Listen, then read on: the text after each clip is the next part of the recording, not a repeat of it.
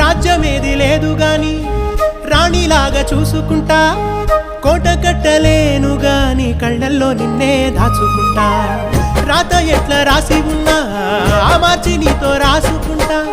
స్వర్గమంటూ ఉన్నదంటే అది నీతోనే ప్రతిరోజు పంచుకుంటా. నిన్ను గన్న మీ నాన్న కన్నా అల్లారు ముద్దుగా సాదుకుంటా. నీకు కోపం వస్తే కొంత దూరం ఉంటా, నువ్వు గీత గీస్తే నేను దాటనంటా. కంట నీరు కంటి రెప్ప దాటకుండా కాటుకై కావాలుంటా.